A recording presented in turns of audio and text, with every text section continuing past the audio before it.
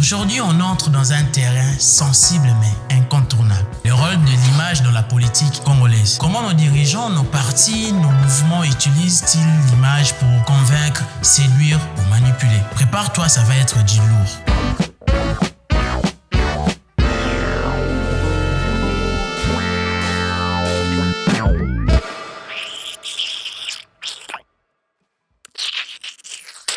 Bienvenue dans Talatala, les podcasts où l'image devient langage. Je suis Ephraim Bakou, photographe et créatif visuel. En politique, l'image n'est pas un détail, c'est une arme. Une photo peut construire un leader ou le détruire. En RDC, on le voit à chaque campagne électorale. Les affiches géantes dans la ville, les photos des candidats sur les pannes, le bus, le marché, les vidéos diffusées en boucle dans le meeting. L'image devient un outil de propagande, de persuasion, mais aussi d'intimidation.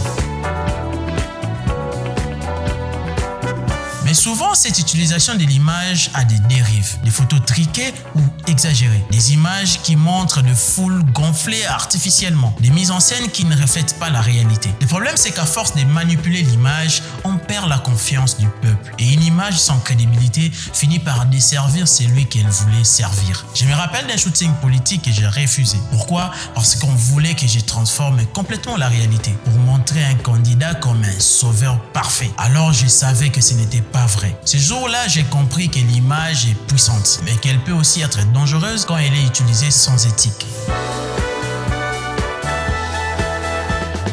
Mais attention, l'image en politique n'est pas que manipulation. Elle peut aussi être un outil de transparence et d'inspiration.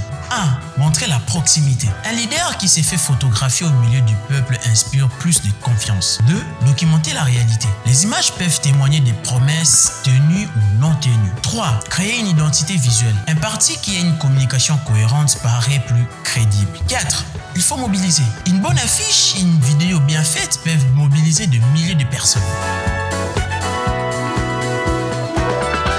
Alors, comment améliorer l'usage de l'image dans la politique congolaise? Il faut former les communicants à l'éthique visuelle. Arrêter de penser que la manipulation est plus efficace que la vérité. Valoriser les images authentiques qui montrent le peuple tel qu'il est. Utiliser l'image pour construire la confiance, pas la détruire. Parce qu'une image crédible vaut plus que 1000 images truquées.